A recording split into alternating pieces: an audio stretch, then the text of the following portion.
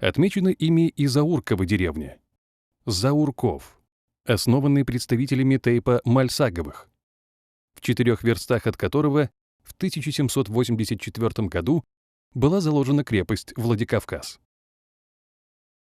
Мы часто говорим об ингушском селении Заурово или Заур. Забывается, что были и другие населенные пункты, еще ближе расположенные к Владикавказу, в частности, такое селение Тимурково.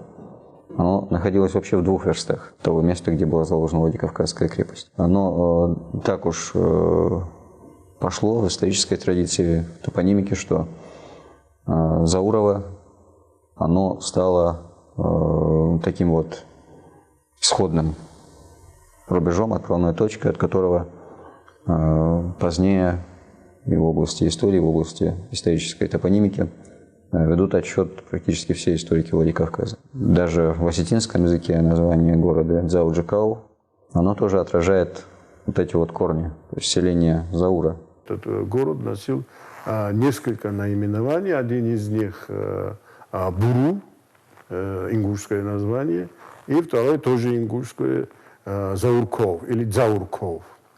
Существует и фамилия Дзауровых сегодня, как Заурнякан, как ингуши говорят. И исходя из этого берет начало и грузинское название Владикавказа – Дзауги.